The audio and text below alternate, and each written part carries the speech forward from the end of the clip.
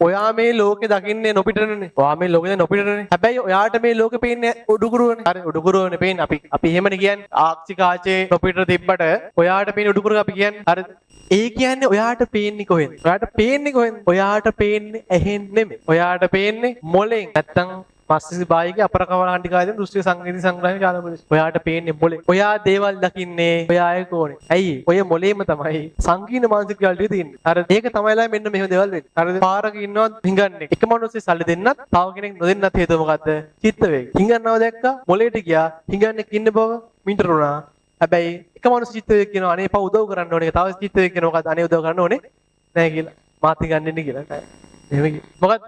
අර ඒ තියෙන ළමයි අපි හිතන දේවල්. ඒ නිසා මතක තියාගන්න මේ ලෝකේ උඹලා එකිනෙකාට ලෝකේ පේන්නේ වෙන වෙන කෝණ වලින්. කෝණ කියන්නේ ඒ කෝණ නෙමෙයි. හරිද? වෙන වෙන මේ වලින්. හරිද? උඹලා දකින්නේ වෙන වෙන මත වලින්. හරිද? ඔයගොල්ලන්ට එකම දේවත් එක විදිහට බලන්න බෑ. ඒ නිසා මේ ලෝකේ කවදාවත් සමාන මිනිස්සු හම්බෙන්නේ හරි. ඔයාට මැච්චෙන මිනිහෙක් මේ ලෝකේ කවදාවත් හම්බෙන්නේ. එහෙම ඉන්නවනම් ඒ ඔයාගේ නියුම් සහෝදරය වෙන්නත් ඌ එහෙම. ඇයි? නියුම් සහෝදරෙක් වුණත් ළමයි උගේ ඥාන එක වුණාට අවයව එක වුණාට ඒවත් දැකපු බින්දපු විදිවල් වෙනස්. ඒ අනුව උගේ ලෝක වෙනස්. අපේ කැම්පස් එකේ ඉන්න බං එහෙම මේ කපල් එක කපල් නෙමෙයි නියුම් දෙන්නෙක් ඉන්නවා. දෙන්න මෙඩිසින් ඇවිල්ලා. නියුම් දෙන්න මෙඩිසින් ඇවිල්ලා මේ එක්කෙනෙක් එක කොල්ලෙක් යාළුවෙක්. يعني දෙන්නගෙන් එක්කෙනෙක් එක තමයි කොල්ලෙක් යා අනිත් කෙනා සිංගල්. හරිද? මට තියෙන ලොකුම ප්‍රශ්නේ මොකද්ද? අඩු උන් දෙන්නම් පට්ට සමානයි වා. ඒ කියන්නේ පට්ට සමානයි. මට තියෙන ලොකුම ප්‍රශ්නේ ඕක නෙමෙයිලා. මට තියෙන ලොකුම ප්‍රශ්නේ ඌ කැමැත්ත ඇහුවේ කාගෙන්ද? කැමති උනේ කවුද කියන්නේ? කොහොමද මම අඳුරගන්නේ? කියන්නේ අද කැමැත්ත අහලා ඊට අනිත් එක්කෙනා මොකක් කර කිව්වොත් එහෙම එයත් කැමති වුණත් දන්නේ නැහැ නෝ යාර. එන්න පොඩි ඥාව එකක් තියෙනවා ඈ. ඒ නිසා මේ පරිස්සමෙන් ඒ පොඩි මෙව් එකක් තියෙනවා. පසු කාලෙත් පොඩි මෙව් එකක් තියෙනවා. කොල්ලට නම් ආතල් එක. හරිද මේ කෙල්ල දෙන්න තමයි ඥාව වෙන්නේ. හරිද? මෙන්න මෙහෙම දෙයක් කරනවා. නියුණු දෙන්නෙක් නියුණු දෙන්නේ බැන්දොත්. නියුණු දෙන්නේ බැන්දොත් මොකද්ද වෙන්නේ? හොඳට නියුණු දෙන්නෙක් බැන්දොත්. සමනියුණු. අර හිතුන්නේ නැද්ද උඹලට? යකෝ මේ ආවා. වෙන්න තමයි අම්මලා දෙන්න.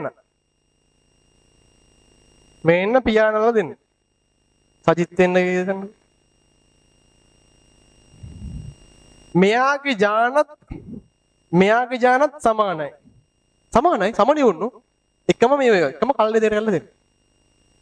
ඒ කල්ලේ නේ එකම මේ අතුරු සෙලිබ්‍රේට් කරලා දෙන්න. කල්ලේ දෙර කරනත් මාරඩක් ඉන්නේ. මෙයාගේ ඥානත්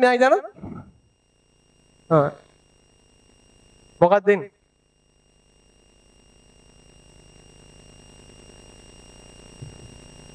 හරි. අවතරණේ අනම්මනම් පොඩ්ඩක් ලොකු නොවුනොත් ඕනේ නේද? අවතරණේ අනම්මනම් පොඩ්ඩක් ලොකු නොවුනොත් ඔය ළමයි දෙන්න. ඒ ළමයි දෙන්නලා මෙයාට අම්මා කිව්වත් මුඩ තාත්තිකවත් ලොකු අවුලක් වෙන්නේ. ඇයි?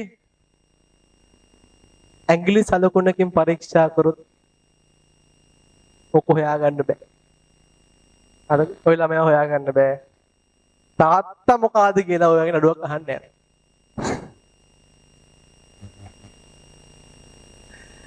නඩුකාරයා කන්ෆියුස් වුණා යනවා ඊට පස්සේ ඒක දන්නේ අම්මා තමයි.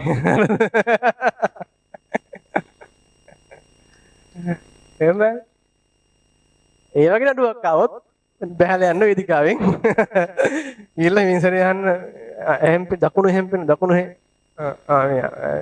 මොකද එයා විතරයි ළමයික දාන්න. එයාටත් පෙරලා තිබ්බොත් එහෙම දෙයියෝ තමයි දැක්ක. තේරුණානේ? ඉතින් අර ඥාන සීන් තමයි උතනදී. අවන්නේ කොහොමත් නියුන්නොත් එක්ක යාළු වෙන්න එපා. ඒක අවුලකුත් නැහැ නේද? පොඩි ආසියකුත් තියෙනවා. පොඩි ආසියකුත්. එහෙම සමහරවගෙන සිරාට පට්ටෝ සමානව ඉන්නවා. ඒ කියන්නේ අම්මෝ බං ඒක හොයාගත්තත් තාකිට දෙයක් අතෙන්. අපේ කොල්ලෙක්ගේ දවසක් යනවා මේ කොහොමද මේ නිකන් ඇහුවේ කොහොමද මේ දෙන්න හොයාගන්නේ කියලා. අපිට නම් හොයාගන්න බෑ නේද? පොඩ්ඩක් අත හොයාගන්න බෑ. කටහඬත් එක වගේ ඔක්කොම එකමයි. හරි? ඊට ආශ්‍රය කරාම තේරෙනවා කියලා. වෙන්න පුළුවන්. ඇයි? ලෝක වෙනස්. දෙන්නගේ ලෝක වෙනස්. මොකද දකින්න විඳින දේවල් වදින්න යාගේ ලෝකේ නනුවනේ. ඒ නිසා දෙන්නගේ විදි වෙනස්. ඒකෙන් අඳුර ගන්න පුළුවන්. හැබැයි එකෙක් අනික අනුකරණය කළොත් මේකට බඩු බනිස් තමයි. හරි. අර අපි කියන්නේ අර ඒක අර විනිස් වෙනස් වෙන. ඒ නිසා නියුණු බදින්න එපා. කොහොමද බදින්නේ? නියුණු නෑනේ. කික් තියලා නෑ නේද? නේ සාම දෙන්න මේකන් එනවා. හරි බඳිනවා නම් නියුණු දෙන්න බඳින්න. පොඩි ආතල්යක් තියෙනවා. හරි. හරි.